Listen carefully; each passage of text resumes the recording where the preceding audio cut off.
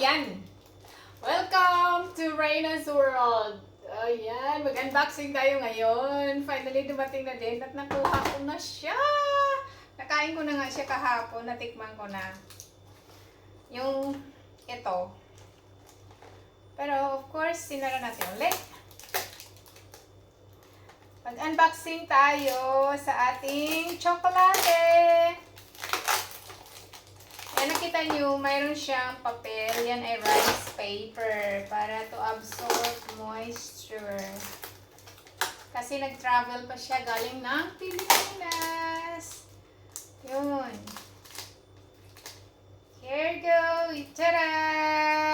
Kulang na. Bali, meron pa tayo dito. Marami pa. Yan. Yun. At yan! Yay! Yan, for a closer look. Ayan. Dumating na rin ang ating tsokolate made from the Philippines. Homemade. Yan. 70% siya, mga people, mga friendship, mga pangyaw. Kaya expect nyo na mapait-pait, pero masarap. Kasi pwede nyo siyang i-melt sa inyong mga dila lang. Try natin.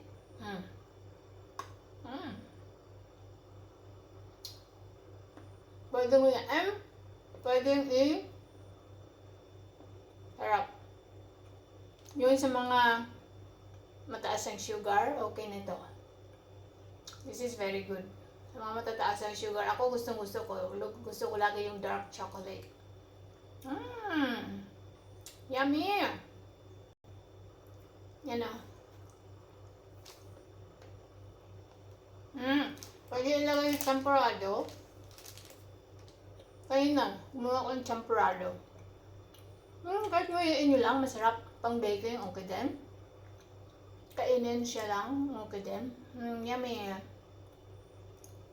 Sunod natin na i-unboxing yung yung tablaya. I-set aside muna natin siya.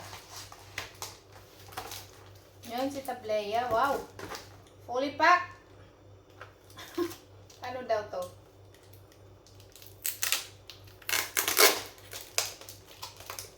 Straight from the Philippines. Philippine product. Proudly made. Philippine made. From NAS products. NAS produce. Hoy, teka, kuha akong gunting.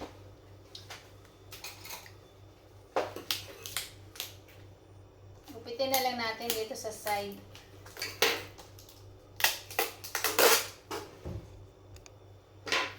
So, ayan na siya. Hoy, pinta. Yay! Same my rice paper para ma-absorb ang moisture. So, dito lang siya sa tab, sa itong Tupperware nilagay sa tab. Para sa akin lang naman para easy ang pagdala. So, ayan. Pero naka-sealed siya ng maganda. Ganyan na siya, guys. Tablea from the Philippines. From NAS Produce.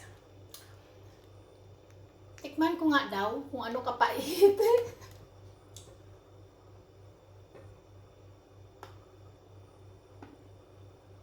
Very smooth. Of course, pure chocolate. Pure cacao.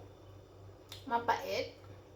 Pero of course, pwede siyang gawin na drink. Lagyan ng gatas. Pure cacao talaga. Pang baking, okay din. Perfect. Dagdagan ng asukal kung gusto nyo matamis. Sa tsokolate, 70%. Ganun. 2 thumbs up din. Ito very smooth. Kasi kung ilang oras siya, kiniling-giling na para talagang tsokolate. See? Pinong-pino siya. Chocolate ang kanyang tawag nito, pagka-refine niya, pagka-fine niya. Yan. So, tablea. Kinagatan ko na yung isa, kaya dyan siya. Chocolate. Yan. Tablea, chocolate. Happy tummy. Thank you, Ning Riza. Yun. Gawa nila to sa bahay. From Iloilo with love.